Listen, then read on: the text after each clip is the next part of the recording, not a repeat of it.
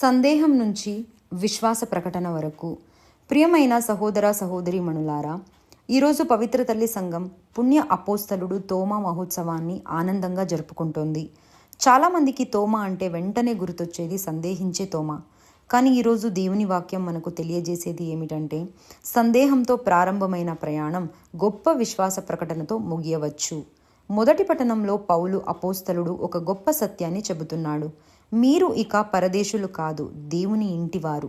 అపోస్తలుల పునాదిపై క్రీస్తు మూలశిలగా ఉండగా మనమందరం దేవుని ఆలయంగా కట్టబడుతున్నామని చెబుతున్నాడు. అంటే క్రైస్తవ జీవితం ఒంటరిది కాదు.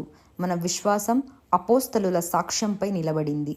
తోమా కూడా ఆ పునాదిలో ఒక ముఖ్యమైన రాయి.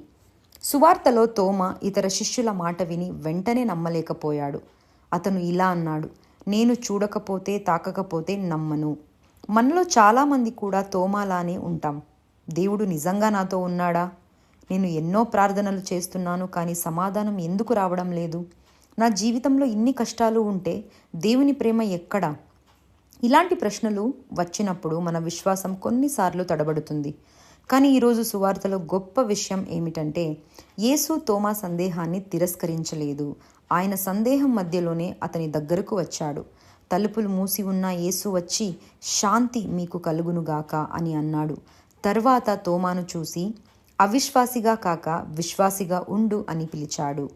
అప్పుడు తోమా పలికిన మాటలు క్రైస్తవ విశ్వాసంలోని అత్యంత అందమైన ప్రకటనల్లో ఒక్కటి. నా ప్రభువా, నా దేవా. ఇది కేవలం ఒక భావోద్వేగ స్పందన కాదు, ఇది ఒక సంపూర్ణ సమర్పణ. తోమా యేసును కేవలం గురువుగా కాదు, తన ప్రభువుగా, తన దేవునిగా అంగీకరించాడు. మన జీవితానికి సందేశం. ఈరోజు దేవుడు మనల్ని అడుగుతున్నాడు, నీ సందేహాల మధ్య కూడా నన్ను నమ్మగలవా? విశ్వాసం అంటే ఎప్పుడు అన్ని సమాధానాలు తెలిసి ఉండడం కాదు.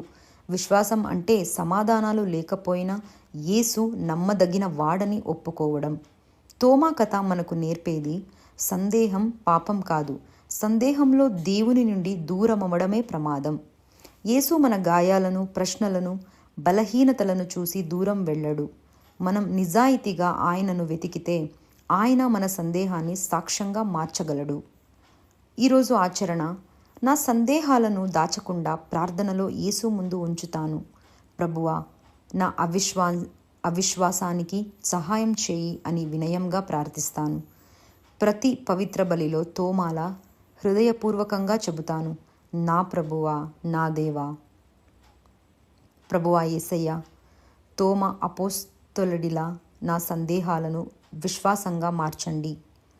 చూడకపోయినా నమ్మే కృపను, తడబడిన మళ్ళీ లేచే ధైర్యాన్ని, మీరు నా ప్రభువా, నా దేవుడు అని జీవితం ద్వారా ప్రకటించే హృదయాన్ని ప్రసాదించండి. ఆమేన్.